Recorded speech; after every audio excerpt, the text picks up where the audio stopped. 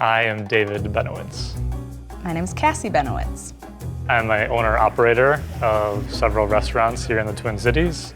By day, I'm a health and medical marketer. I own a consultancy. All right. And by night, I am a short order chef for two little boys and this guy. Leo considers himself to be an expert survivalist. He watches survival kit reviews, despite the fact that we've never even gone camping. And Brody likes a party, he likes to laugh. We are a very busy, active young family.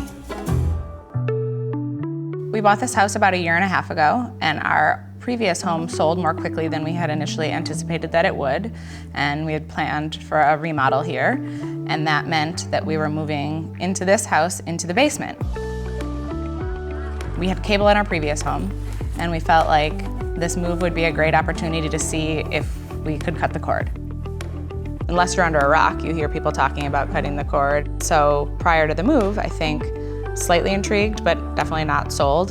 So we figured we'd just use like the Roku and the Apple TV to sort of get us through until we moved upstairs, and then we'd be able to assess. And I think we lasted maybe a week to 10 days before we ended up calling and getting cable installed. We felt that there just weren't enough options for our family's needs. I don't think either of us were like particularly hell-bent on trying to cut the cord, but we did recognize that we were going to be consolidated in many ways while we were living downstairs, and therefore it might make sense. Let's just see. I felt a little bit maybe like a traitor to my generation, but I also felt like I was putting the onus in someone else's hands to keep me modern by doing that it wasn't going to be up to me to be constantly like researching what is the next best way to get your entertainment. Life is busy, we have kids. There's a lot of variables in my world that I can't control, so I like to at least have control of the remote.